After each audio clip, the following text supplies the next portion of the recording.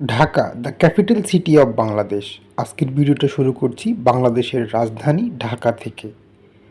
আপনি এই মুহূর্তে যে ভবনগুলো দেখছেন আর ভাবছেন বাহ কতই না সুন্দর এই ভবনগুলো, কিন্তু আমি ভাবছি যদি কোনো কারণে আল্লাহ না করুক 8.5 মাত্রার ভূমিকম্প আমাদের দেশে হয়, কি অবস্থা হবে এই ভবনগুলোর। এটা হচ্ছে একটা অপরিকল্পিত নগরী, যেখানে একটি ভবনের সাথে আরেকটি ভবন ঘেঁষে নির্মাণ করা হয়েছে। আজকের এই ভিডিওটা শুরু করছি রাজধানী শহর ঢাকা থেকে। চেষ্টা করব ঢাকার কিছু দৃশ্য আপনাদেরকে ঘুরে দেখানোর জন্য ইনশাআল্লাহ।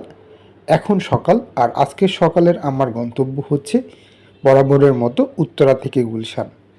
আজকে বৃষ্টির মধ্যেই বের হলাম অফিসে যাওয়ার জন্য। রোডটা আমি আসি হচ্ছে দক্ষিণখানে। এই জায়গাটার নাম হচ্ছে মূলত কেসি মেডিকেল বা কেসি হসপিটাল, অনেকে আবার আমতলা বলে। আর আমার এবারের গন্তব্য হচ্ছে গুলশান এক। আপনারা হয়তো যারা নিয়মিত ভিডিও দেখেন জানেন আমার অফিস হচ্ছে গুলশান একে। আর এই মুহূর্তে বের হয়ে গেলাম অফিসে যাওয়ার উদ্দেশ্যে। এখন যেতে হবে প্রথমে কসাইবাড়ি রেলগেট। কসাইবাড়ি। হ্যাঁ, ভিডিও করতেছি। এখন যাবো হচ্ছে কসাইবাড়ি থেকে যাবো হচ্ছে গিয়ে রসুমুখী, তারপর বাড়ি। হ্যাঁ, বৃষ্টি হচ্ছে আজকে, গতকাল অনেক বৃষ্টি হয়েছে, তার জন্য আমার আজকে বেরোতে একটু দেরি হলো। আর বরাবরের মতো আমার ভিডিওগুলো আমি শুরু করি এই জায়গাটা থেকে। এটার নাম হচ্ছে দক্ষিণখান কেসি হসপিটাল বা আমতলী নামে জায়গাটা সবচেয়ে বেশি পরিচিত। এখান থেকে আমার এবারের গন্তব্য হচ্ছে কসাইবাড়ি রেলগেট। যাব অটো দিয়ে, আর অটো ভাড়া রাখা হয় মাত্র 10 টাকা, সময় লাগে 15 থেকে 20 মিনিট। বৃষ্টি হচ্ছে আর বৃষ্টির সকাল দেখতেই খুবই ভালো লাগছে। এই মুহূর্তে আকাশ আবার অন্ধকার হয়ে আসতেছে, মনে হচ্ছে যে অল্প কিছুক্ষণের মধ্যে আবারও বৃষ্টি নামবে। আমি এখনো দাঁড়িয়ে আছি হচ্ছে কসাইবাড়ি রেলগেট, যেখানে কিন্তু ট্রেন সিগন্যাল পড়লো। আর নিশ্চয়ই দেখেই বুঝতে পারছেন এই ন্যাশনাল পার্কটাকে। বাতাস কিন্তু খুব ভালোই এই মুহূর্তে, তবে বাতাস থেকে এখন ধীরে ধীরে বৃষ্টি হচ্ছে। আজকে কিন্তু সকাল থেকে একেবারে ভোরবেলা থেকেই কিন্তু বৃষ্টি শুরু হলো। তো সবকিছু মিলিয়ে আসলে আজকে ওয়েদারটা খুবই সুন্দর। টু বি অনেস্ট, আমার কাছে এই ওয়েদারটা কিন্তু অনেক অনেক ভালো লাগে। I enjoy this type of weather. তো আমার আসলে এখন অফিসে যাবো হচ্ছে গিয়ে গুলশানে। আর গুলশান একে আমার অফিস, গুলশান একের 28 নম্বর রোড। এখন ওয়েট করছি হচ্ছে আমার কলিগ রাইমের জন্য। ভেরি সুনও চলে আসবে, অফিসে মিট করে হয়তো ওর আরো 10 মিনিটস এর মতো সময় লাগবে। তো যাই হোক, ও যেহেতু আমাকে বলছে ও বের হয়ে গেছে, দ্যাট মিনস হচ্ছে কি ও খুব কাছাকাছি হতে চলে আসছে। আর এখানে ট্রেন সিগন্যাল পড়লো, আর ভেরি সুন হয়তো এখানে ট্রেন আসবে। আর যতদূর মনে হচ্ছে ট্রেনটার মধ্যে আমাদের বিমানবন্দর রেলওয়ে স্টেশন দাঁড়িয়ে আছে, ওখান থেকে আসতেছে। বিশেষ করে এটা কমলাপুর থেকে ছেড়ে আসতেছে মনে হচ্ছে। আমি এই মুহূর্তে যে জায়গাটাতে দাঁড়িয়ে আছি কসাইবাড়ি রেলগেট, এটা হচ্ছে ঢাকার যে কয়েকটি রেল ক্রসিং রয়েছে তার মধ্যে সবচাইতে ব্যস্ততম একটা রেল ক্রসিং বলা চলে এটাকে। আর এর কারণ হচ্ছে এরপরেই হচ্ছে বিমানবন্দর রেলওয়ে স্টেশনের পরে হচ্ছে ক্যান্টনমেন্ট কাওলা, তারপরে হচ্ছে কমলাপুর। তো কমলাপুরের উদ্দেশ্যে সারা বাংলাদেশ থেকে যতগুলো ট্রেন ছেড়ে আসে সবগুলো ট্রেন কিন্তু এই জায়গাটা দিয়েই যায়। আর প্রতি 10-15 মিনিট পর পরই কিন্তু এখানে ট্রেন সিগন্যাল পড়ে।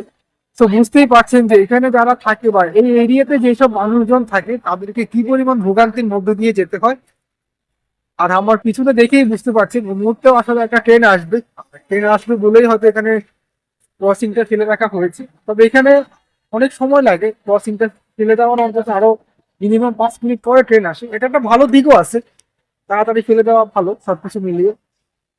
যেমনটা বললাম ট্রেনটা ওই দিক থেকে আসতেছে, মানে এটা এয়ারপোর্ট থেকে আসতেছে, কমলাপুর থেকে ছেড়ে আসতেছে, এয়ারপোর্টে এসে থামছে, যাত্রী উঠাইছে, এখন আবার হচ্ছে গিয়ে ট্রেনটা আসতেছে। মাত্রই ট্রেনের হর্ন শুনতে পেলাম। আর এই মুহূর্তে গুড়ি গুড়ি বৃষ্টি হচ্ছে, আমি বৃষ্টির মধ্যে দাঁড়িয়ে আপনাদের সাথে কথা বলছি।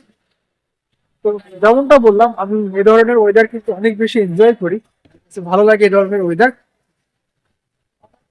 ট্রেন আসার জন্য দাঁড়িয়ে আছি, ট্রেনটা আসলে ট্রেন ফুটেজ দিবি ইনশাআল্লাহ, আপনাদেরকেও দেখাবো।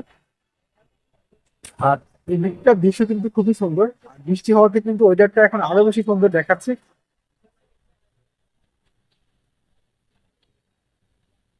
তো আমি আজকের ভিডিওতে মূলত আপনাদেরকে দেখানোর চেষ্টা করছি আজকের ওয়েদারটা, একই সাথে হচ্ছে আমি উত্তরা থেকে কিভাবে যাচ্ছি হচ্ছে গুলশানে। এটা নিয়মিতই দেখাই, প্রতিদিনই দেখানোর চেষ্টা করি উত্তরা থেকে আমি কিভাবে গুলশানে যাই, দৃশ্যগুলো আপনাদেরকে দেখানোর জন্য। তো আজকেও আসলে এর ব্যতিক্রম না। আমার এগুলো হচ্ছে ডেইলি ব্লগ, আমার প্রতিদিন আড্ডা দেওয়ার দৃশ্য আপনাদের সাথে শেয়ার করার চেষ্টা করি। তবে এই মুহূর্তে আসলে বাতাস থেমে গেছে, এই মুহূর্তে বাতাস নেই, তবে ধীরে ধীরে বৃষ্টি হচ্ছে এখনো। আর ট্রেনটা মেবি এয়ারপোর্ট স্টেশনে দাঁড়িয়েছে, যার জন্য এখনো আসতেছে না। বাট রেল ক্রসিংটা কিন্তু এখনো, যদি একটু ঘুরে দেখা আপনাদেরকে, ক্রসিংটা কিন্তু এখনো ফেলে রাখা হয়েছে। এই মুহূর্তে আসলো, আবার বাতাস আসলো। ও নাইস, বাতাসের মধ্যে কিন্তু ঠান্ডা একটা উপভোক্তা আছে। বাতাসটা আসার পরেই কেমন ঠান্ডা লাগতেছে। আশা করছি আপনারা আমার ভিডিওগুলো আপনাদের কাছে ভালো লাগে, আপনারা ভিডিওগুলো এনজয় করেন। আর আমি ডে টু ডে কিন্তু ভিডিওগুলোতে কিন্তু অনেক আপডেট নিয়ে আসার চেষ্টা করছি। আমি চেষ্টা করছি হচ্ছে ভিডিওগুলোকে অনেক বেশি ইনফরমেটিভ, অনেক বেশি তথ্যবহুল করার জন্য, তারপর হচ্ছে বিভিন্ন দৃশ্য আপনাদেরকে দেখানোর জন্য। একই সাথে হচ্ছে যে আমি যখন যেখানে যাচ্ছি আপডেট ইনফরমেশন গুলো আপনাদেরকে দেওয়ার চেষ্টা করছি। সবকিছু মিলিয়ে যদি আমার ভিডিওগুলো ভালো লাগে, প্লিজ প্লিজ প্লিজ আমি সবাইকে রিকোয়েস্ট করবো চ্যানেলটা সাবস্ক্রাইব করবেন এবং নিয়মিত ভিডিওগুলো দেখার চেষ্টা করবেন। আর আমরা কিন্তু অলমোস্ট কিন্তু মনিটাইজেশনের খুবই কাছাকাছি চলে গেছি। সো আপনারা যদি নিয়মিত ভিডিওগুলো দেখেন, হয়তো ভেরি সুন হচ্ছে গিয়ে আমাদের চ্যানেল কিন্তু মনিটাইজেশনে চলে যাবে। আর এই মুহূর্তে ট্রেনটা আসতেছে, আমি ট্রেন আসার দিশা আপনাদেরকে দেখাবো ইনশাআল্লাহ।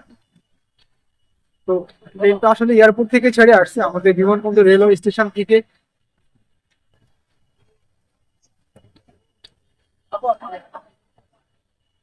আপনারা হয়তো দেখেও বুঝতে পারছেন আসলে ট্রেনটা কিন্তু খুবই কাছাকাছি চলে আসছে এই মুহূর্তে। এটাই হচ্ছে কিন্তু Kasaibari rail gate crossing. Kasaibari rail ক্রসিংটা কিন্তু ঢাকার মধ্যে যে কয়টা ক্রসিং রয়েছে তার মধ্যে অনেক ব্যস্ততম একটা ক্রসিং হচ্ছে এটা। একটু সরে দাঁড়ালাম, কারণ আমার কাছে এগুলো অনেক রিস্কি মনে হয়। এখন আসছে মধ্যে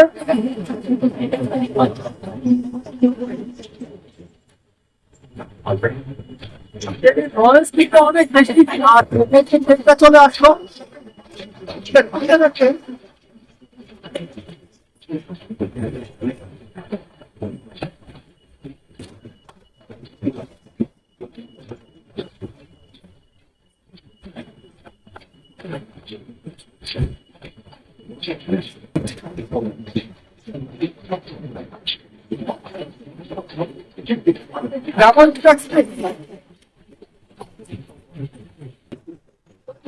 ট্রেনটা এই মুহূর্তে ছেড়ে গেল, তিনি হয়তো রেল ক্রসিংটাও তুলে দেওয়া হয়েছে, দেখেই বুঝতে পারছেন ক্রসিংটার মধ্যে উঠে দেওয়া হয়েছে আর গাড়িগুলো কিন্তু যাচ্ছে। আমি এখনো ওয়েট করছি হচ্ছে রাইমের জন্য, হয়তো অল্প কিছুক্ষণের মধ্যে চলে আসবে। আমাকে বললো 10 মিনিট লাগবে, বাট অলমোস্ট কিন্তু বেশি সময় হয়ে গেছে। আমি এখন আসি হচ্ছে কসাইবাড়ি রেলগেট, আর আজকে চেষ্টা করছি হচ্ছে এই মুহূর্তে কসাইবাড়ি রেলগেটের কিছু দৃশ্য আপনাদেরকে ঘুরে দেখানোর জন্য। এতক্ষণ ধরে দেখেন এই গাড়িগুলো কিন্তু এখানে অলমোস্ট প্রায় হচ্ছে গিয়ে 10 মিনিটের মতো জ্যামে কিন্তু বসা ছিল। আর যখন ট্রেন সিগন্যালটা ছাড়লো গাড়িগুলো কিন্তু আবার যাওয়া শুরু করেছে। আর এখন কিন্তু মোটামুটি এই পাশে কিন্তু অনেক লম্বা একটা জ্যাম হয়ে গেছে। আমি কিন্তু দক্ষিণখান থেকে আসি, আমি তো জানি। আর এই জ্যামটা হওয়ার একমাত্র কারণ হচ্ছে কিন্তু অটোগুলা কিন্তু আর মোটরসাইকেল গুলা, এরা কিন্তু উল্টাপাল্টা কিন্তু গাড়িকে ঢুকায়, তারপর হচ্ছে গিয়ে একটা জট পাকায়, আর জট পাকানোর পরেই কিন্তু একটা মানে বিশাল বড় জ্যাম হয়ে যায়। তো এখনো যে গাড়িগুলি কিন্তু যেতে পারতেছে না, ভালোই প্রবলেম বলা চলে। তা আমি এখান থেকে এখন চলে যাবো হচ্ছে কসাইবাড়ি থেকে যাবো হচ্ছে জসিমউদ্দিন। আমি সবসময় যে জিনিস আপনাদেরকে বলার চেষ্টা করি, আমাদের পল্লিক কবি জসিমউদ্দিনের নাম অনুসারেই কিন্তু এই জায়গাটার নামকরণ করা, উত্তরা জসিমউদ্দিন। আর উত্তরা শুরুই হয় কিন্তু উত্তরা জসিমউদ্দিন থেকে। আমি আর হয়তো 5 মিনিট রাইমের জন্য অপেক্ষা করবো, না আসলে পরে আমি চলে যাব। এখান থেকে জসিমউদ্দিন একেবারে হাঁটা পথের দূরত্ব, খুব বেশি সময় লাগে না। আমি হেঁটেই চলে যাবো জসিমউদ্দিন। আর এর মধ্যে বৃষ্টিও হচ্ছে না, এতক্ষণ গুড়ি গুড়ি বৃষ্টি হচ্ছিল, এখন বৃষ্টিও থেমে গেছে, বাতাসও থেমে গেছে। এই জায়গাটির নাম হচ্ছে কসাইবাড়ি রেলগেট। আর আমাদের রাজধানী ঢাকাতে যে কয়েকটি রেল ক্রসিং রয়েছে তার মধ্যে সবচাইতে ব্যস্ততম রেল ক্রসিংগুলোর একটি হচ্ছে কসাইবাড়ি রেলগেট। এর কারণও রয়েছে।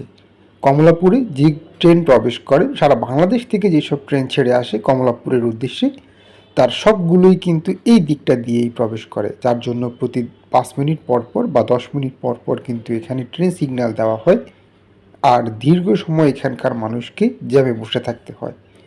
এই মুহূর্তে দেখেই বুঝতে পারছেন রেল ক্রসিং দেওয়া হয়েছে, নিশ্চয়ই ট্রেন আসবে। অবশেষে রাহিম চলে আসলো। ক্যামেরা যদি তিন ক্যামেরা ভালো হইতো তাহলে মনে হয় আরো বেশি একটা ভালো হইতো। মানে টাকাটি সামা করে দিয়ে ক্যামেরা আমি 4 ক্যামেরা হবে ইনশাআল্লাহ, ডিএসএলআর হবে। ট্রেনে তো এই মুহূর্তে আসলে আবারও ট্রেন আসবে, ট্রেন সিগন্যালটা পড়ে গেল, ট্রেনে শুট নিব। ট্রেনটা এবার কিন্তু পিছন দিক থেকে, মানে এটা হচ্ছে কি কোন জায়গা থেকে আসছে জানি না, মানে এটা কমলাপুরের দিকে যাবে। একটু আগে যেটা আসছিল সেটা কমলাপুর থেকে ছেড়ে গিয়েছিল চট্টগ্রামের ট্রেন। এটা ট্রেনের হরনটা কিন্তু সেই ছিল ভাই, একদম কানের উপর দিয়ে।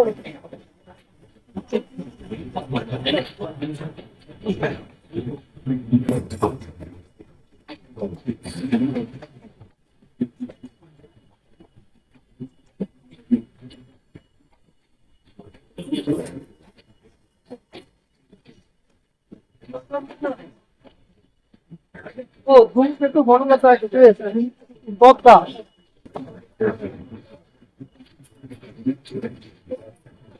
তো এই মুহূর্তে আরো একটা ট্রেন যাচ্ছে, আমরা এখন আসলে চলে যাবো হচ্ছে কি উত্তরা যশোমতীতে। আর একটা মজার বিষয় বলে, আমি ক্যামেরা অন না করে এতক্ষণ ক্যামেরা মানে আমি কথা বলতেছিলাম, কিন্তু আমি মোবাইলে অন করি নাই।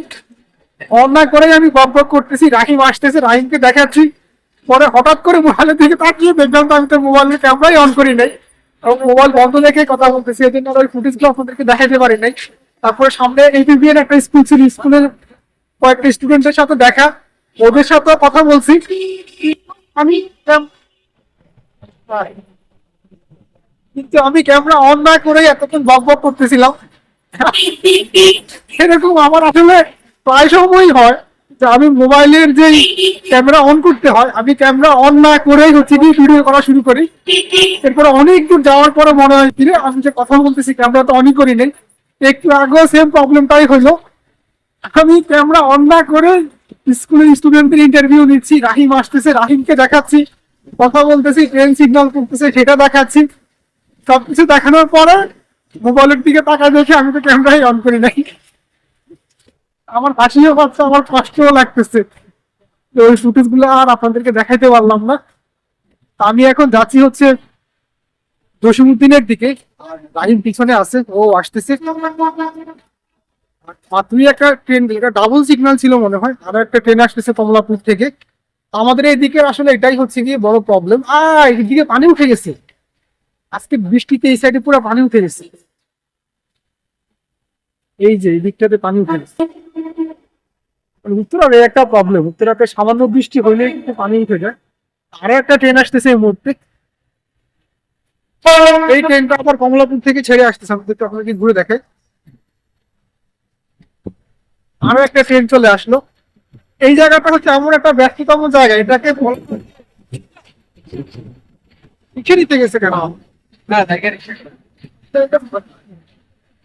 এইখানে হচ্ছে এমন একটা জায়গা, এখানে একটু পরপরই কিন্তু ট্রেন আসে। যদি আপনি ট্রেনের আসা যাওয়ার দৃশ্য দেখতে চান চলে আসতে পারেন হচ্ছে আমাদের পথের বাড়িতে। এই মুহূর্তে আমি আর রাহিম যাচ্ছি হচ্ছে নিয়ে যেমন একটু দাঁড় করে গেছো ভাই মুক্তিটা হয়ে আছে আমার। তা তোকে জ্বর, এটা দেখে বুঝেছে। আচ্ছা শুন, আমি ক্যামেরা অন না করে আমি বক বক বক বক বক বক করতে গেছি, তুই যে আসতেছিস তোকে দেখাচ্ছি সবকিছু, কিন্তু আমার মোবাইল কিন্তু বন্ধ, ক্যামেরা কিন্তু অন করা ছিল না, এসব মানে অফ করা ছিল। আমি যে আইলাম হোটেলে আর ওয়েটটা তো মিস হয়ে গেছে। শুট মিস হয়েছে, কিন্তু আমাদের খুব প্রায় সময়ই হয়। এখানে না টিকটরিয়া থাকে, এইটার অপশন নষ্ট হয়ে গেছে, এখানে লাইট ছিল একটা, এখানে টিপ দিকে। এই কারণেই মনে হয় এই সমস্যাটা। আমার এই প্রবলেমটা অনেকদিন ধরে হচ্ছে, বাট এটা এখন থেকে খেয়াল রাখতে হবে। এই রাস্তা দিয়ে যখন যাই খুবই ভালো লাগে, বিকজ হচ্ছে কি এখানে ওয়েদারটা অনেক গাছপালা, আর আজকের weather-টা একটু দেখাই। weather-টা কিন্তু খুবই এক্সিলেন্ট, এটা ভালো দেখা যাবে। অনেক ভালো লাগে। ওয়েদারটা কিন্তু ঠিকই জোস, আইস একটা ওইটা কিছু মিলিয়ে ভালোই লাগতেছে। সকালে আবার বৃষ্টি হয়েছে। আমাদের এবারের গন্তব্য হচ্ছে গুলশান 1। তবে বলে রাখা ভালো, উত্তরা থেকে গুলশান 1-এ যাওয়ার জন্য সরাসরি কোনো গাড়ি নেই। আমরা যাব হচ্ছে বনানী, আর বনানী থেকে আমরা রিক্সা দিয়ে চলে যাব হচ্ছে গুলশান 1-এ। আমরা উত্তরার যে জায়গাটা থেকে বাসে উঠেছিলাম এই জায়গাটার নাম হচ্ছে জসিমউদ্দিন। আমি বরাবরই যে কথাটা বলার চেষ্টা করি, আমাদের পল্লী কবি জসিমউদ্দিনের নাম অনুসারেই জায়গাটির নামকরণ করা। আর উত্তরার শুরুই হয় কিন্তু জসিমউদ্দিন থেকে। জসিমউদ্দিনের ঠিক পরেই হচ্ছে কিন্তু আমাদের হজরত শাহজালাল আন্তর্জাতিক বিমানবন্দর। আর আমরা এই মুহূর্তে চলে এসেছি বিমানবন্দরের ঠিক সামনে। আমি এই মুহূর্তে আপনাদেরকে যে দৃশ্যগুলো দেখাচ্ছি বা দেখানোর চেষ্টা করছি, এগুলো মূলত আমাদের হজরত শাহজালাল আন্তর্জাতিক বিমানবন্দরের সামনের দৃশ্য। ঠিক এই জায়গাটাতেই আবার হচ্ছে বিমানবন্দর রেলওয়ে স্টেশন। আমি হয়তো আপনাদেরকে আগেও বলেছিলাম, কসাইবাড়ি রেলগেট থেকে বিমানবন্দর রেলওয়ে স্টেশন যদিও একেবারেই হাঁটাপথের দূরত্ব, কিন্তু বাসে করে আসতে আপনার ভাড়া লাগবে 10 টাকা, আর একটু সময়ও বেশি যাবে। তবে আমরা এই মুহূর্তে এসে পৌঁছে গেলাম বিমানবন্দর রেলওয়ে স্টেশনের ঠিক সামনে। দোতলা যে বিআরটিসি বাস দেখতে পাচ্ছেন এটা যাবে হচ্ছে ফার্মগেট। তবে আমি বলবো, যদি আপনি কখনো উত্তরার থেকে ফার্মগেট যেতে চান তাহলে চেষ্টা করবেন বিআইপি 27 এই বাসটাতে যাওয়ার জন্য। এলিভেটেড এক্সপ্রেসওয়ের উপর দিয়ে খুব অল্প সময়ের মধ্যেই চলে যেতে পারবেন। মূলত বিআইপি 27 এই বাসটা যায় হচ্ছে নিউ মার্কেট। সো আপনারা চাইলে উত্তরা থেকে একই বাসে করে নিউ মার্কেটও চলে যেতে পারেন। তবে আমাদের গন্তব্য হচ্ছে বনানী, আর আমরা উঠেছি আজমেরিতে। উত্তরা থেকে বনানী কিংবা মহাখালীতে যাওয়ার জন্য সবচেয়ে ভালো উপায় হচ্ছে আজমেরি এবং বলাকা এই বাসগুলোতে যাওয়ার জন্য। কারণ এই বাসগুলোই যায় হচ্ছে এলিভেটেড এক্সপ্রেসওয়ের উপর দিয়ে। আর এলিভেটেড এক্সপ্রেসওয়ের উপর দিয়ে যাওয়া মানে তো বুঝতেই পারছেন, যানজটবিহীন একেবারে এক টানে পৌঁছে যেতে পারছেন। আমরা এখনও অবস্থান করছি হজরত শাহজালাল আন্তর্জাতিক বিমানবন্দরের সামনে। যে রাস্তাটা দেখতে পাচ্ছেন এই রাস্তাটা কিন্তু চলে গেছে আমাদের হজ ক্যাম্পের সামনে, বা এই রাস্তা দিয়ে আপনারা হজ ক্যাম্পে যেতে পারবেন। আর এখান থেকে আশকোনাও খুব বেশি দূরে না, খুবই কাছে। আমার হজ ক্যাম্প নিয়ে অনেক ভিডিও তৈরি করা আছে, আপনারা চাইলে আমার চ্যানেল ভিজিট করতে পারেন। সকাল থেকেই আসলে বৃষ্টি হচ্ছিল, যার জন্য বিভিন্ন জায়গাতে পানি জমে আছে এই মুহূর্তে। আর বৃষ্টির দিনের ওয়েদারটা আমার কাছে অনেক বেশি ভালো লাগে। বলা চলে বৃষ্টির দিন আমি অনেক বেশি এনজয় করি। বিশেষ করে বৃষ্টি থেমে যাওয়ার পরে যে একটা মিষ্টি ওয়েদার দেখা যায়, এই ওয়েদারটা কার না ভালো লাগে বলুন। আমরা এখন এসে পৌঁছে গেলাম কাওলা। আর আমাদের 3 নম্বর যে টার্মিনালটা তৈরি করা হচ্ছে সেই 3 নম্বর টার্মিনালটা কিন্তু কাওলাতেই অবস্থিত। কাওলা থেকেই আমাদেরকে এলিভেটেড এক্সপ্রেসওয়ের উপর দিয়ে যেতে হবে। সো এখানেই হচ্ছে মূলত এলিভেটেড এক্সপ্রেসওয়ের উপরে ওঠার জন্য লেন। আমি বলবো এই অঞ্চলের মানুষের জন্য, বিশেষ করে উত্তরা, গাজীপুর কিংবা আশপাশে যেসব মানুষজন থাকেন, এইসব অঞ্চলের মানুষদের জন্য কিন্তু এলিভেটেড এক্সপ্রেসওয়ে হচ্ছে একটা আশীর্বাদ স্বরূপ। একটা সময় ছিল যখন আমরা উত্তরা থেকে বা এয়ারপোর্টের সামনে থেকে ফার্মগেট যেতে সময় লাগতো মিনিমাম 1 থেকে 1.5 ঘন্টা। সেই রাস্তাটাই আমরা এখন পৌঁছে যেতে পারছি মাত্র 10 মিনিটের মধ্যে। সো আমাদের যেমন কর্মঘণ্টা কমে গিয়েছে, বা রাস্তায় যে জ্যামজটে বসে থাকতে হতো দীর্ঘ সময় ধরে, সেই সময়টা কিন্তু এখন আর আমাদেরকে ব্যয় করতে হচ্ছে না বা নষ্ট হচ্ছে না। এটাই হচ্ছে আমাদের ঢাকা এলিভেটেড এক্সপ্রেসওয়ে হওয়ার সুবিধা। তবে এলিভেটেড এক্সপ্রেসওয়ের কাজ এখন কিছুটা ধীর গতিতে সম্পূর্ণ হচ্ছে। যাই হোক, আমরা এই মুহূর্তে চলে এসেছি হচ্ছে এলিভেটেড এক্সপ্রেসওয়ের উপরে। আর এখানে এই মুহূর্তে আসলে টোল দিতে হবে। টোল দেওয়া শেষ করে আমরা আবার ছুটে চলবো এলিভেটেড এক্সপ্রেসওয়ের উপর দিয়ে, আর গিয়ে নামবো হচ্ছে বনানীতে। তবে এলিভেটেড এক্সপ্রেসওয়ের উপর দিয়ে যাওয়ার জন্য আপনাকে টোল পরিশোধ করতে হবে। এক্ষেত্রে প্রাইভেট কারগুলোকে টোল দিতে হয় 80 টাকা করে, আর বড় যেসব বাস রয়েছে বাসগুলোকে টোল দিতে হয় 180 টাকা করে। এই মুহূর্তে আমাদের টোল পরিশোধ করা সম্পূর্ণ হলো, আর কিছুটা সময় এখানে আসলে ওয়েট করতে হয়। টোল পরিশোধ করা সম্পূর্ণ হওয়ার পরে আমাদের গাড়িটি আবার ছুটে চলল এলিভেটেড এক্সপ্রেসওয়ের উপর দিয়ে। যেমনটা বললাম, আমরা এই মুহূর্তে যে গাড়িটাতে করে যাচ্ছি এই গাড়িটার নাম হচ্ছে আজমেরি। আপনি যদি কখনো উত্তরার থেকে বনানীতে যেতে চান কিংবা গুলশানে যেতে চান তাহলে উঠতে পারেন আজমেরিতে। আজমেরি মূলত যায় হচ্ছে সদরঘাট। আবার আপনি যদি কখনো ভিক্টোরিয়া পার্ক যেতে চান কিংবা পুরান ঢাকায় ঘুরতে যেতে চান, বিশেষ করে আহসান মঞ্জিল, তাহলেও আপনি আজমেরি বাসে করে যেতে পারেন। এছাড়াও উত্তরা থেকে আর যায় হচ্ছে ভিক্টোরিয়া ভিক্টোরিয়া ক্লাসিক বা ভিক্টোর ক্লাসিক। কিন্তু ভিক্টোর ক্লাসিক যাবে হচ্ছে রামপুরা বাড্ডা হয়ে, যেটা আপনার অনেক সময়ও লেগে যাবে। তবে দুই দিক দিয়েই আপনি খুব সহজে যেতে পারেন। আবার আরেকটা শর্টকাট রাস্তা হচ্ছে, যদি আপনি মেট্রো দিয়ে গুলিস্তান চলে যেতে পারেন, ওখান থেকে ঘোড়ার গাড়িতে করে আপনি খুব সহজে যেতে পারেন পুরান ঢাকাতে ঘোরার জন্য। তো এই মুহূর্তে আমরা অবস্থান করছি হচ্ছে আর্মি স্টেডিয়ামের ঠিক সামনেই। আর দেখেই হয়তো বুঝতে পারছেন এটা হচ্ছে মাছরাঙা টিভি চ্যানেলের অফিস। আর এখান থেকে একটু সামনেই হচ্ছে নৌবাহিনীর সদর দপ্তর। তো অলমোস্ট কিন্তু আমরা এসে পৌঁছে গিয়েছি, আমাদের আর বেশিক্ষণ সময় লাগবে না। এখন জাস্ট আমরা লেনটা ধরে নামবো। দেখেই হয়তো বুঝতে পারছেন আমাদের গাড়ি এই মুহূর্তে নিচের দিকে যাচ্ছে। তো এই ক্ষেত্রে বলে রাখা ভালো, উত্তরা থেকে আপনি যদি কখনো বনানীতে আসেন কিংবা মহাখালীতে যান, সেক্ষেত্রে আপনার ভাড়া পড়বে মাত্র 20 টাকা।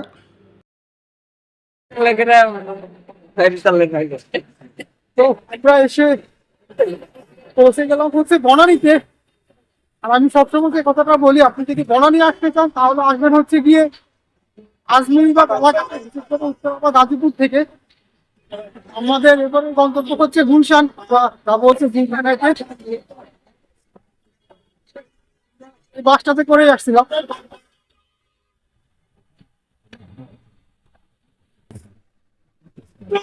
তো যাচ্ছি হচ্ছে রিক্সায় ওঠার জন্য।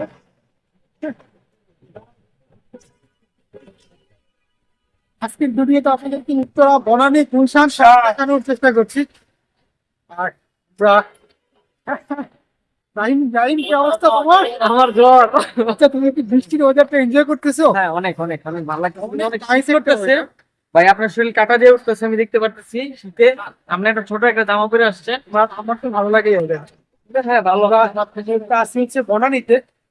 আর এখন চেষ্টা করছি হচ্ছে বনানীর কিছু দৃশ্য আপনাদেরকে ঘুরে দেখানোর জন্য। আর এই পাশটাতে কিন্তু দিয়ে যখন আমি যাই, এখানে কিন্তু সিঙ্গারা বিক্রি করে। আজকে সিঙ্গারা নাই, আজকে উনি এখানে রুটি বিক্রি করতেছে, পরোটা বিক্রি করতেছে। আমি বেশিরভাগ সময় হচ্ছে কি আপনাদেরকে এই দৃশ্যগুলো দেখানোর চেষ্টা করি আমার ভিডিওর মাধ্যমে। এখন আমরা রিক্সা নেব, রিক্সা নিয়ে চলে যাবো হচ্ছে গুলশানে। আর বনানী থেকে গুলশানে পাওয়ার জন্য রিক্সা ভাড়া পড়ে হচ্ছে মাত্র 50 টাকা। এটা হচ্ছে বনানী 4 নাম্বার রোড। আমরা প্রতিদিন এখান থেকে রিক্সায় উঠি গুলশান।